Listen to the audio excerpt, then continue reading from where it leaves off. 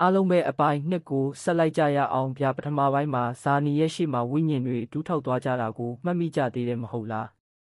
အဲ့ဒီအချိန်ကစပြီးဇာနီရဲ့ဘဝကတဆစ်ချိုးပြောင်းလဲသွားတော့တာပဲဗျာဝိညာဉ်တွေအားလုံးကငြိမ်သက်ပြီးဒူးထောက်နေကြတဲ့အချိန်မှာတင်းချိုင်းတကားဝကတရဖူဆောင်းထားတဲ့အနက်ရောင်ဝတ်စုံတဲ့လူကဇာနီစီကိုတဖြည်းဖြည်းလမ်းလျှောက်လာတဲ့ခြေလမ်းတိုင်းမှာမြေကြီးကတုန်ခါနေတယ်လို့ပဲဗျာသူကဇာနီရဲ့ရှေ့မှာရက်လိုက်ပြီးအေးဆက်လာတဲ့အတန်နဲ့ပြောတယ်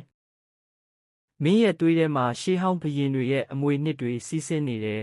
။ဇာနီအခုမင်းဟာဒီတင်းချိုင်းတင်မကဘူးတေချင်းတရားရဲ့နေမြေအားလုံးကိုစောက်ရှောက်ရမယ်တင်းချိုင်းဘရင်ဖြစ်သွားပြီးတဲဇာနီကတော့ကြောင်အန်းပဲပေါ့ဗျာကျွန်တော်ကတင်းချိုင်းဆောင်ယုံပဲလုပ်ချင်တာပါ။လို့ပြန်ပြောဖို့ကြိုးစားပေမဲ့အဲ့ဒီလူကခေါင်းခါပြတယ်မင်းမှရွေးချယ်စရာမရှိဘူးဘာလို့လဲဆိုတော့အမောင်ထုကနိုးထလာပြီးမို့လို့ပဲတဲ့သူပြောပြီးတာနဲ့တပြိုင်နက်တင်ချိုင်းရဲ့အနောက်ဘက်အစွန်ဆုံးကအလွန်ဟောင်းနှမ်းလာတဲ့ဂူတင်ချိုင်းအိုကြီးတစ်ခုကနေမြေကြီးတွေပေါက်ကွဲထွက်လာပြီးအနက်ရောင်အရေးဆိုးကြီးတွေထွက်လာပါလေရောအဲ့ဓာတွေကတာမန်ဝိညာဉ်တွေမဟုတ်ဘူးဗျအဲ့ဓာတွေကတော့ဝိညာဉ်ဆိုးရတွေပေါ့သူတို့ကဒူးထောက်နေတဲ့ဝိညာဉ်တွေကိုတိုက်ခိုက်ဖို့တင်ချိုင်းရဲ့အေးချမ်းမှုကိုဖျက်ဆီးဖို့ကြိုးစားလာကြတဲ့ဇာနီကကြောက်စိတ်ထက်စိုးရိမ်စိတ်ကပိုများလာတယ်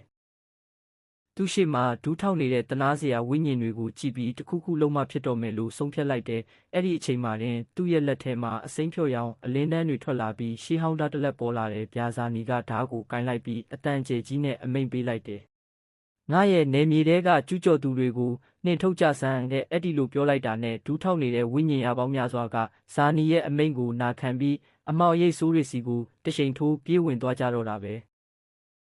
တင်ချိုင်းတစ်ခုလုံးကစစ်တလင်းကြီးဖြစ်သွားပြီးဝိညာဉ်တွေရဲ့အော်ဟစ်တန်တွေနဲ့ပြည့်နှက်သွားတာပေါ့ဗျာဇာနီကတော့သူ့ရဲ့စွမ်းအားအစစ်အမှန်ကိုအံ့ဩနေတော့မယ်ဒါပေမဲ့တရဖူဆောင်းထားတဲ့လူကတော့ဘေးကနေပြုံးကြည့်နေတယ်